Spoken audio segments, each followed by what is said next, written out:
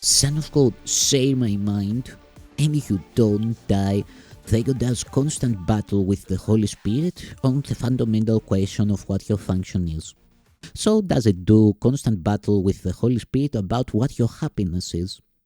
It is not a two-way battle. They attacks, and the Holy Spirit does not respond. He knows what your function is.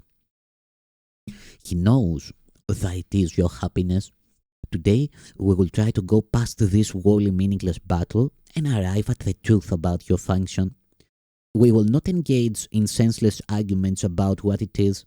We will not become hopelessly involved in defining happiness and determining the means for achieving it. We will not indulge the ego by listening to its attacks on truth. We will merely be glad that we can find out what truth is.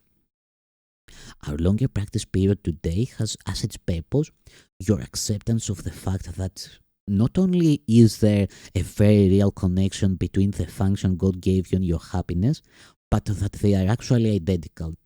God gives you only happiness. Therefore, the function He gave you must be happiness, even if it appears to be different. Today's exercises are an attempt to go beyond these differences in appearance and recognize a common content where it exists in truth. Begin the 10 to 15 minute practice period by reviewing these thoughts.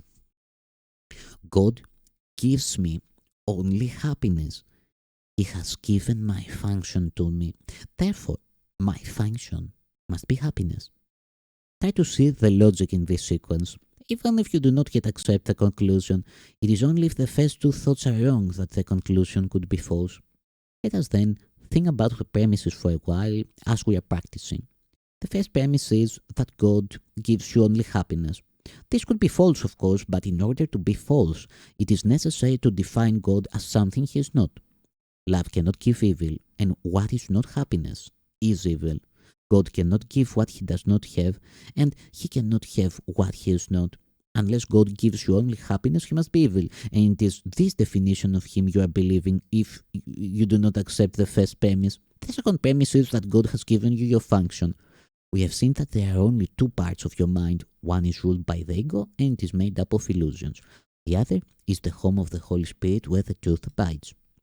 There are no other guides but these to choose between, and no other outcomes possible as a result of your choice but the fear that the ego always engenders, and the love that the Holy Spirit always offers to replace it.